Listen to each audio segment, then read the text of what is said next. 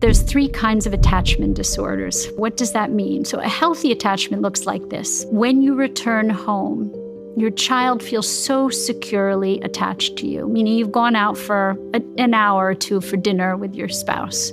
You come home and your baby is happy to see you, and the reunion, what we call the reunion, is a beautiful reunion. The baby is joyful and happy, and that's healthy attachment. It means that you've made your baby feel so safe and secure because you are there primarily and have prioritized them the majority of the time as the primary attachment figure, that when you come home, your baby welcomes it. But what we're seeing is more and more children developing attachment disorders because their parents are pushing the limits of how much they can leave those babies and putting them in things like institutional care and leaving them for long hours at a time and traveling for their fabulous careers and their fabulous lives at ages when babies really can't tolerate that kind of separation.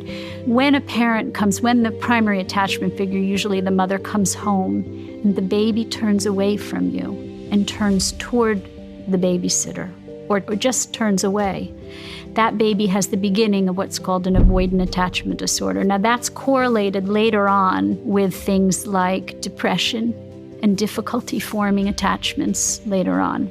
The next kind of attachment disorder is called an ambivalent attachment disorder, and the mother then comes home and the baby clings to the mother for dear life, because the internal voice in that baby is, my mommy's gonna leave me again, so I have to hold on to her. Now that baby is fractious and can't be soothed and will not let go of that mother, holding on for dear life. What I call like the rhesus monkeys did to the wire cages, right?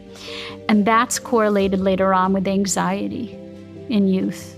The disorganized attachment disorder is different than the other 2 in that the other 2 have a strategy. So think of an attachment disorder as a strategy. A child who's left for too many hours by their parent, or whose parent is physically present but emotionally checked out, that baby has to cope, has to have a strategy. Turning away from the mother is a strategy.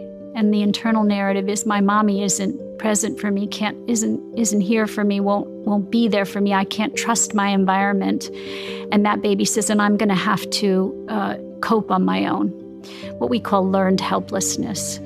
The ambivalent attachment disorder, that baby is, the strategy is, I'm gonna hold on, because if I don't hold on, she's gonna leave again.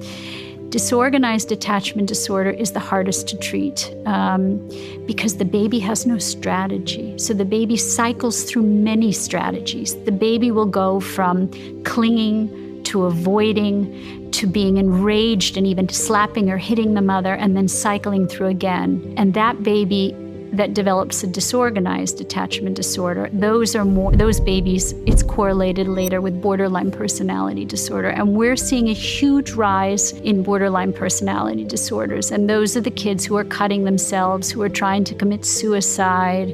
We have a mental illness crisis, the likes of which we've never seen in history.